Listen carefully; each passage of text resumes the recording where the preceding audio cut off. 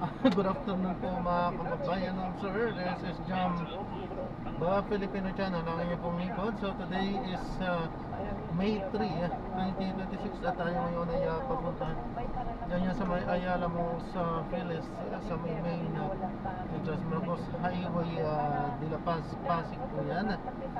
At dadalhin po natin sa may Emperor Street, Fortune, sa may Emperor Street, Fortune, Marikina.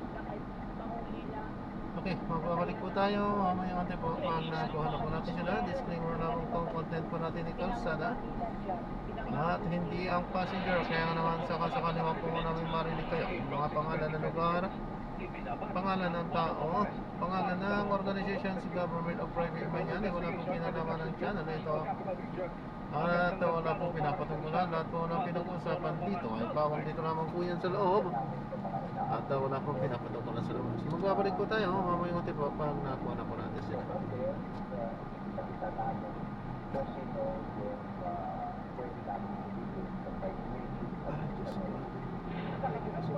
Isang pamilyang kamukha ang lumitaw sa social media.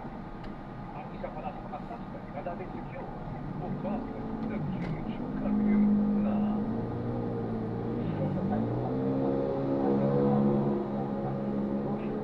Nagpaparenta ng mga unit doon sa isang pagiging mo yung target. April 20, 2026 kasama ang resibo. Ikinasana ng mga operatiba ang ganong pag-aresto sa dating si Q. Ang game plan, interesado puno ang asset na mag-book ng staycation. May limang tower. Itong tower 1 natin, ito yung transaction area. Ikaw yung transaction. Yes, sir.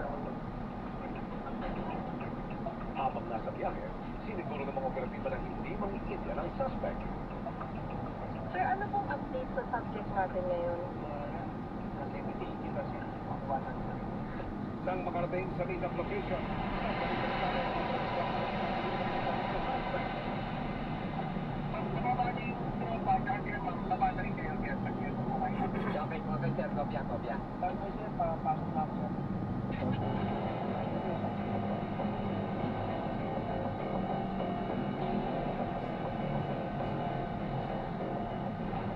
habang kausap na ng pulis, asset ang suspect. Ay, napasiyod yung Ayun! Go, reklamo! Isa-isa ng buwaba ang mga operatiba para humila sa ating secure.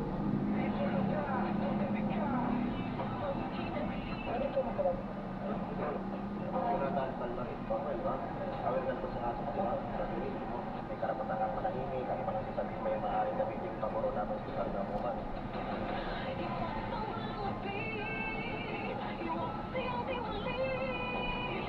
Nang makarating sa opisina ng CIDG, nagbigay na pahayag sa resibo ang napunit dating gwardya na si Jonathan Brett. Ayon sa kanya, napagputusan lang daw sila na mag-duty sa gusali noong araw na iyon. In 200 meters, turn right, then in 60 meters, turn left.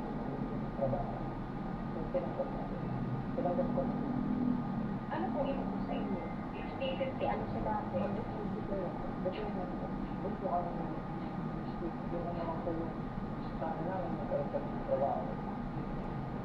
In 90 meters, turn right.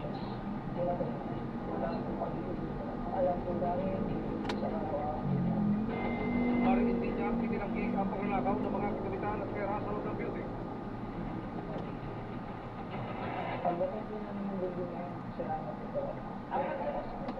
In 40 meters, turn left. Meron daw po kayong makusabi ng mga kapatid pera.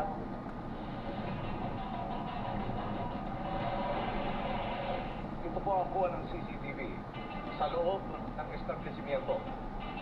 Binasag ho ng mga individual na ito ang pintuan. Sinira at persahang pinasok.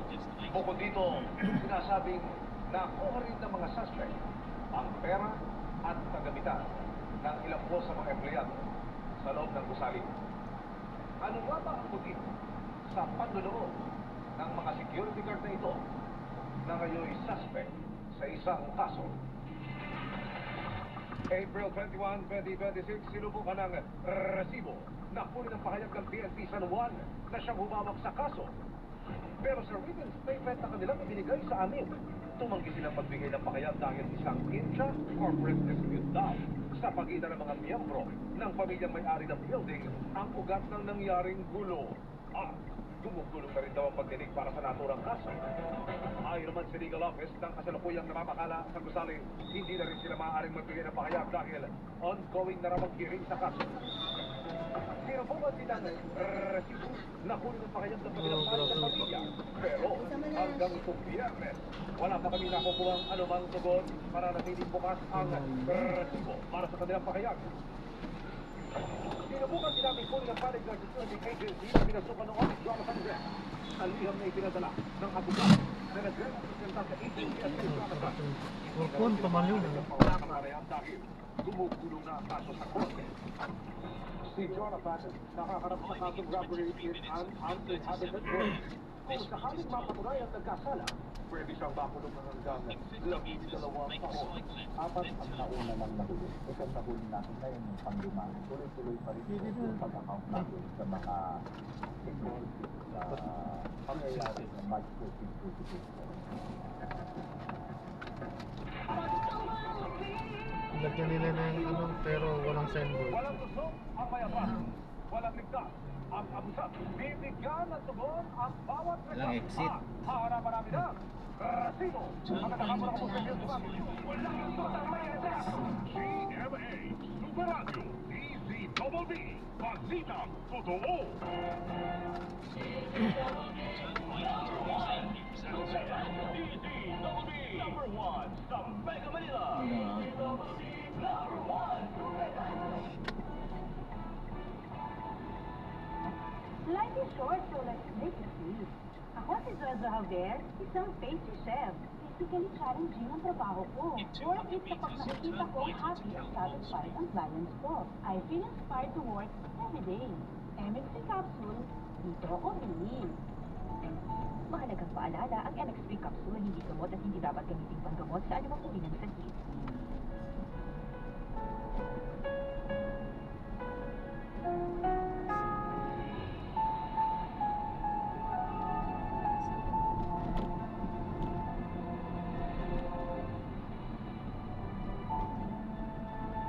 Ito ang oras ng panalangin. In 80 meters, Panalangin turn right. para sa media at sine. Ang mga petisyon na nilalaman ng panalangin ito ay hinamo sa mga katuruan ng salita ng Diyos, ang Biblia. Ang salita ng Diyos mula sa Efeso 4, talatang 25 at 29, at unang Timoteo 4, talatang 12. Kaya huwag na kayong magsisinungaling. Ang bawat isa ay magsabi ng katotohanan. Huwag kayong gumamit ng masasamang salita. Lagi ninyong sikapin na ang pangungusap ninyo'y makakabuti at ang makakataon upang pakinabangan ng mga makakarinig. Sikapin ninyong maging halimbawa sa iyong pagsasalita, pag-uugali, pag-ibig, pananampalataya at malinis na pamumuhay. Naway sabayan ninyo ako sa panalangin ito. Continue straight at the first Aming intersection. inilalapit sa iyo, Then, Panginoon, 100 meters, ang turn aming mga left. kapatid na nasa larangan ng media, ang mga mamamahayag, mga manunulat at ang lahat ng bumubuo ng mga kawani ng aming mga pahayagan, radyo, telebisyon, mga pelikula, In 70 social meters, media, turn left onto advertisement, Ignore Roxas at Street. iba pang mga uri ng kapahayagan. Ang kanilang loob ay iyong palakasin at patatagin sa pagpapahayag na ito ay gawin nila na may buong integridad at katapatan. Huwag mo nawang paintulutan ang anumang masasamang salita o impluensya ang lumabas sa kanilang mga kapahayagan, kundi yun lamang makakabuti at makakabigay ng tamang kalinawan para sa mga nakikinig o nakakabasa, lalo na sa aming mga kabataan. Naway ang mga bagay lamang na totoo, magalang-galang, matuwid, malinis at kapuri-puri ang mangibabaw sa kanilang puso at isipan. Naway laging manaig ang mabubuting alikain sa aming mga kapatid sa media na palaganapin ang karunungan, katuwiran at katarungan na makakapagpaunlad, makakapagpaisa sa aming bayan. Ipagkaloob mo sa kanilang mga puso ang magandang layunin na gamitin iba't ibang uri ng media sa pagtaguyod at pagpapatibay ng Continue straight at the pagkakaisa, first intersection. paggalang sa Then, kapwa in sa 60 gitna ng meters, hidwaan turn right. at makatarungang pagpapahayag para sa ikabuutan ng sambayanang Pilipino. Sa aming mga kapatid sa iba't ibang sining, Turn iyon right silang onto bigyan ng Edila katalinuhan Street. at ng bagong mga malikhaing ideya sa kanilang paggawa ng kanilang mga likha. Sa iyong kapangyarihan at karunungan, sila iyong hayaang maging daluyan ng iyong wagas na pagkamalikhain, Then turn right onto kahusayan, the Victory at Street. totoong pagmamahal at pagmamalasakit para sa kapwa-tao. Sa aming mga artista sa pinilatang tabing, sa aming mga mag-aawit at musikero, at mga mag-aaliw sa media, inihiling namin na bigyan mo sila ng pangitain at pagsisikap na sila ay makapagbigay ng mabuting halimbawa para sa aming kabataan na napapailalim sa kanilang malakas na impluensya. Nawa bigyan mo sila ng tamang mga paninindigan at mahubog sa kanila ang tamang pag-uugali at pagtalima sa iyong Continue mga straight utos at the first upang intersection. mahikayat nila ang Then, aming in mga 90 kabataan meters, turn na right. mamuhay na marangal at matuwid. Salamat Panginoon sa biyaya ng natatanging mga talento, abilidad at kultura na iyong ibinigay sa amin. Naway aming itong pangalagaan at mapagyaman pa ang aming mga katutubong sining at mabubuting kaugalian. Naway mapanatiling palugod-lugod sa iyo, O Diyos, at dalangin din namin na ang mga ito ay aming maipamana ng buo sa mga susunod na henerasyon. Sa aming naisin na pagyamanin ang iba't ibang sining na iyong ibiniyaya sa amin, kami, O Diyos, ay iyong bigyan ng kahusayan, katalinuhan, karunungan, pag-unawa at patnubay In mula 50 sa iyong meters, banal na turn right Espiritu. onto the Victorino Street. Tulad ng halimbawa ni Daniel sa Biblia, iyong marapatin, O Diyos, na kami makapaglingkod sa iyo ng may buong integridad at walang kompromiso. Sa aming paghahanap buhay, maging sa larangan ng media, ng Diretso? sining o kahit saan pa, iyong kaming tulungan. Pero kaya, ano nga pag may kasalubong. Pag may kasalubong, di nakasya. Pangalawa lamang ang mga namumuno o nangangasiwa sa Ato ko ay pinapa-right turn. iyo kaming paalalahanan sa araw-araw na magtiwala sa Meron iyo. dyan yung mas malaki. Huwag aming 80 meters, makamtan turn right. iyong Then in 80 masaganang meters, pagmamahal turn para left. sa aming mga Maraming salamat, Panginoon, sa iyong pagtugon sa mga dalangin na ito sa pangalan ni Jesus. In 80 meters, Ang turn mabuting right. balita ay hatid sa inyo ng MX3. Walang pinipilingan, walang pinoprotektahan, serbisyong totoo lamang. Kapag alas 4:30.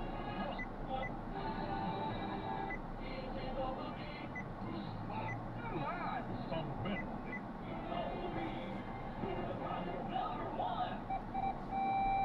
Oras po natin mga kapuso, alas 3:21 na po ng hapon. Double B Insider. Magandang hapon po mga kapuso, Double B Insider. Ngayon po ay araw ng linggo at rest na sa In buwan ng 50 Mayo taong meters, turn left onto 2026. Schumann. Nananatili pa rin sa North Level 3 ang mataas na aktibidad ng Bulkan Bayong sa Albay. Sa dami ng ibok sa nakalipas na 24 oras. Maabot ang pagdaloy ng labas ng 1 hanggang 3 kilometro mula sa bumanga ng bulkan. Umanas din na mahinang pagputok at panandali ang lava mountain. Maging ang pagdaloy ng pyroclastic intensity current ng Luzon. 32 volcanic earthquake din ang naitala kabilang ang 25 volcanic tremors at 284 na insidente ng pagpunan ng bato. In 100 meters, turn right into Mayawan Changi Road. Ang vulkan Mayon. Tuloy-tuloy po tayo mga kapuso. Ako po inyong In 80 insider Carlo meters, Mateo. turn right. Asbol, permiso pa rin sa mga residente at motorista sa kalapit bayan ng Mayon Volcano, mga kapuso. Iisip ko sa Nandyan kabila pa. live. Mula sa Albay, si Pia 300 Itak Jimmy meters, News. then turn Pia. left onto Summerlong Bypass Road. Dahil makakana better dito pa rin ang makakal na abo ang ilang bayan malapit sa Bulkan Mayon sa Albay, lalo sa kabalikan ng Bulkan. Umugaw din sa abo ang nagaal doon sa Bulkan ngayong araw. Pinipuro ng 50 barangay sa Albay ang apektado. Todo dito sa mga residente sa abo na pinakot na ang kanilang mga bahay. Halos zero visibility pa rin ang ilang kalsada. Delikado para sa mga motorista at computer. May kinabibon sa puntaan ng walang ilisod sa bayan ng Malang. Ayon sa dinagdaman Balumaan kung parang durog ng asal at pagkukuha ng pamilya. Sa ginabata, durog ang Continue straight at the meters, turn left. Hindi ako mapapakinabangan. Sa barangay Alison sa Balik naman, nawala ang sina ng mga samahan na labas sa mga ngayon. May ilang kalabaw at bangka na may dalawang patay at may iba naman sa gawa sa tapa. Hindi po pa rin ipinawiyesad pa rin dito mga bayan ng Turn Alban left, na then turn right and continue on the same road. kasama yan yung lokal na pamahalaan. Magdadagdag ka rin ng personnel at firearms mula sa iba't ibang ahensya ng gobyerno para mag-clear ang abot na kalsada at hindi na ito sumarang sa mga saka. Turn right and continue on Summerall Bypass Road. Eh mula rin nagkulang ito sa Alban na pag-clearing ng PCB. Nagugulat para sa clearing ng Sirabi sa Continue for 800 meters, then turn left onto Catty Street. Maraming salamat po si Bea Bidlak ng GMA News. Dito na pasok sa lahat ng paaralan sa Ginobatan ng Bahay matapos ang patulan ng usun ng Bulkang Bayon na nagdulot ng alcohol. Ayon kay Ginobatan Mayor Angema Onu, ang sinadong klase sa lahat ng antas sa mga publiko at pribadong paaralan sa munisipalidad. Kabilang din sa mga unang pasok ng teaching personnel ng mga eskwelahan. Pinagdalawa naman ng lokal na pamahalaan ng mga residente na mag-iingat at nagsubaybayan ang abiso ng kanilang local disaster destruction and management office.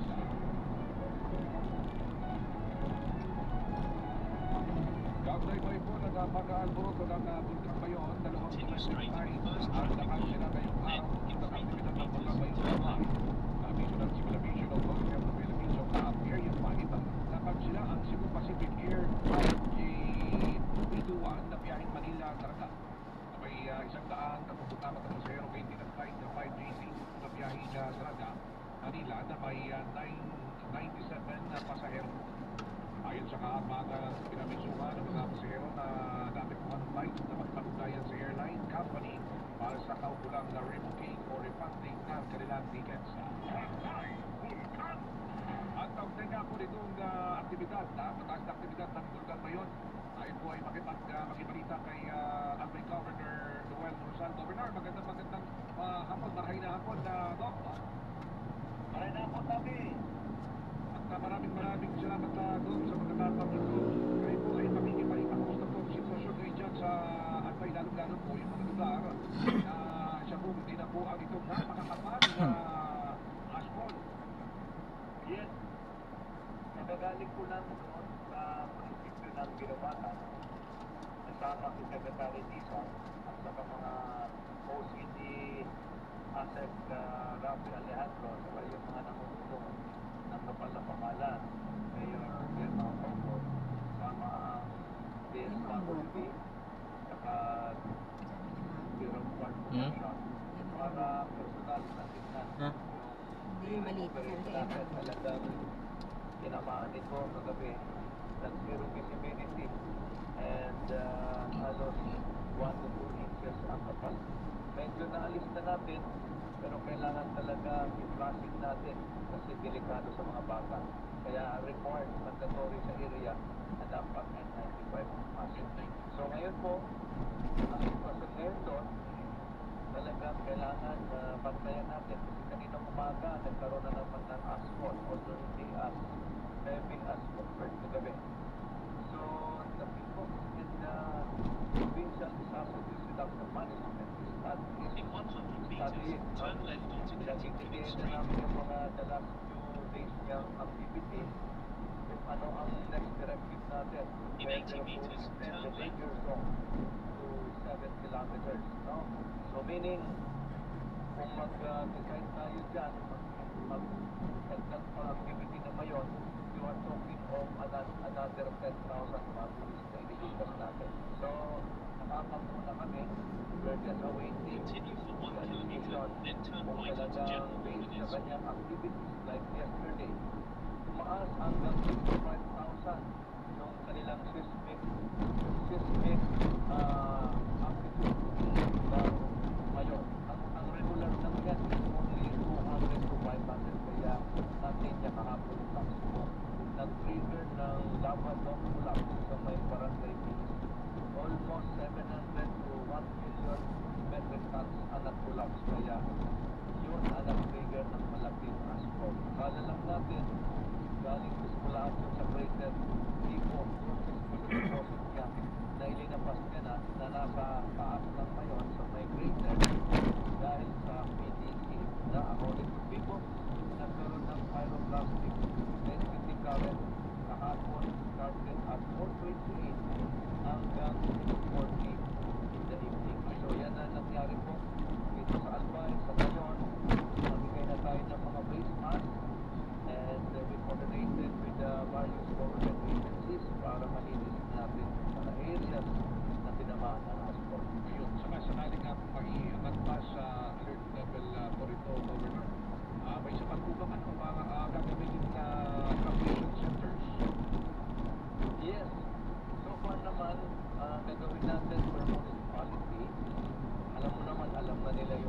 gagawin. Ang talagang challenge dito, marami na to. 10 to 13,000 monthly. Continue straight at the So, first siyempre ang intersection. pagkain, Then, ang in challenge 100 yan. Pero, meters, turn right.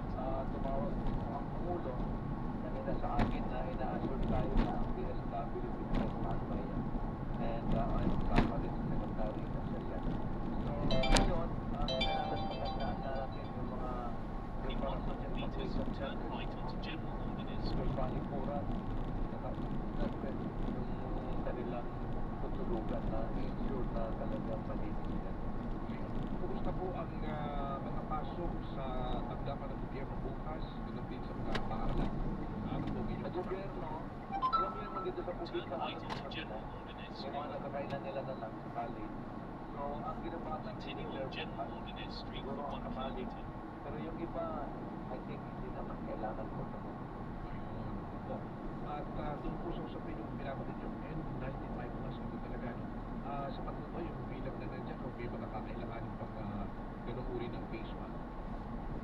Kailangan pa rin, although nagbigay na tayo through the OPG, 250 boxes, sa ilang libo din yan, then nagbigay din ang Then turn right onto Chaparral Street. ang provincial health office. Siyempre kasama yung iba-ibang mga private sector. Pero kailangan pa talaga natin. And nagpapa-arrange pa tayo para bigyan lahat, lalo na yung mga bata. Kasi asado ito. Kasi very time ito, ano? Ang effect pa naman ito, can imagine, it may take months, 2 years, bago mag-effect sa'yo kasi nasa liit niya. Sa liit niya. At kumusta ang nagpulit governor dahil nga malaki yung naapektuhan, ano? Kung di ako nagkakamali, 3rd district, tama po ba? 3rd district. 3rd district, halos 50 barangay. 50 barangay siguro. Paano po yung mga alagang hayop ngayon? Mga baka, kalabaw? Hindi sila pwede kumain ng mga tao dahil ito'y apektado rin ng ashfall. Kaya hindi pa naman lahat. Kaya may mga nilipat kami doon sa tinatawag namin evacuation nila. Pero ang talagang nakita natin na matatayang yung mga palayan. No? Sana naman hindi ganun lalim or yung kadami yung transport sa kanila. Marami na ngayon pa naman matataba na yung mga palay. So pag ito mas marami ang mama, sigurado din na natin sa pagkinabahan. Kaya pina-assess ko even linggo ngayon, pinapasok ko yung agricultural officer ko para bilangin kaagad, obserbahan para bukas kung anong intervention natin. Kumusta po yung kahabaan ng Maharlika? Binapagin yun, kinakailangan ba talaga Yes. Ang pasok mo ng Anbay, mga ilang minuto yung makakaranas ka na ano, mula sa Kinubakan hanggang makakawin ka hanggang doon sa lugar na nasabihin mo na wala ng epekto ng governor ng ashfall. Yeah. So between the boundary, pagpasok ko ng Agos, may Pulangi, that's the entry to Albay from Pamanging Sur, so may tulayan ng Agos. Papasok mo mga drive ka ng mga 20 minutes, nakita mo na yung mga white na remnants ng asphalt gabi. So medyo mahaba pa hanggang doon sa boundary ng Kamalig. No? So medyo grabe rin sa loob ng poblasyon ng Kinabatan. So may instruction secretary sa CPWD na huwag iwanan. Dapat pagpituhin. Dapat hindi lang i-plastic, kailangan tapusin natin. Ako naniniwala dapat talaga kunin then ilagay sa mga dump sites talaga. Kasi pag yun, iniwan In mo, 200 meters, turn right onto Chaparral lalo Street. ngayong summer pa, pag ito tumakbog ito, alikabok ito ang delikado sa mga kababayan, lalo na sa mga bata. Yung mas mapit kung meron din ano talaga sako. Meron pinasako yan ang In 90 meters, turn right. At saka mag-advance tayo, linis daw ng mga drainage kasi nga medyo tinamaan din. At para naman po dito sa mga bumabiyahe ng mga pampasayong bus, yung mga turista, lalong-lalo sa gabi, governor, ano ang instructions? Continue for 600 meters, then turn right onto Emperor Street. Wala naman pala siguro naman tayong warning. Okay. Ako ang suggestion na yung malapit dyan, Meridian, at palagi na tayo magkalat na. Kung nasa bahay naman tayo, na meron, kasi may mga bahay talaga, a total of more than 6,000 na affected na household. Ang report sa amin na and up yun, meaning yun ang mga tinamaan na bahay. No? Pero hindi naman yung grabe. Pero siyempre lilinisin din nila doon.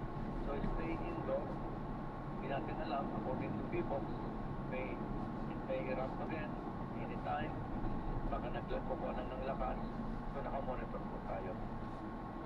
Doon sa nangyari kahapon, Governor, may mga nangailangan mo ba na ilikas at nagpunto sa evacuation centers?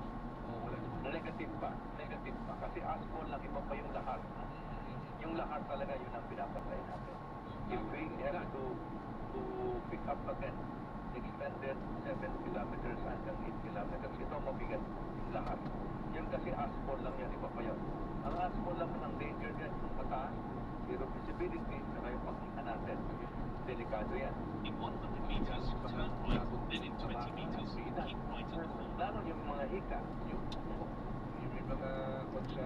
kanina, medyo iba yung... In 80 meters, turn right. Mahangin talaga pag hindi ka ng mask.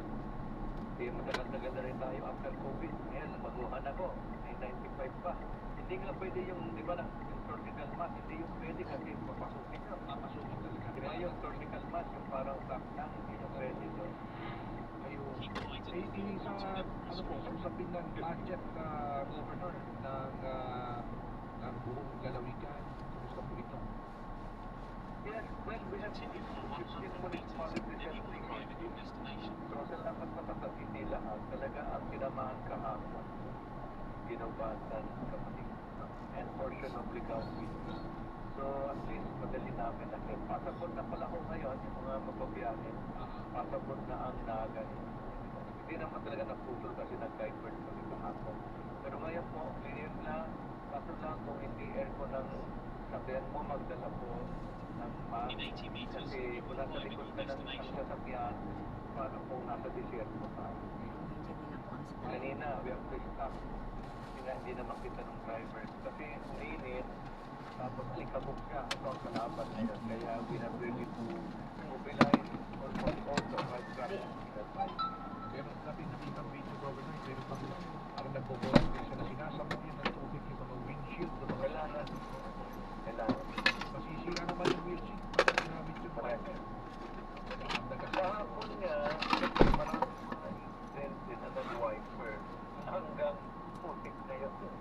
Kaya ginilit ka, kaya na nag-traffic ka ako. Lumilit ka, dangerous ka lang sa gabi. Umabot tayo hanggang 6:40 yung effect nun, asphalt, after that. Ayan, so nag-drop na natin siya. Paalo sa oras. Kasi Drop na natin sila. Maraming salamat po sa panonood. Hanggang sa muli po, ingat at God bless. Paalam po muna. Pansamantala tayo ay gagawa na ng ibang video sa susunod na mission. Paalam po muna. Pansamantala, this is Jam, the Filipino channel, ang inyong po. Paalam po.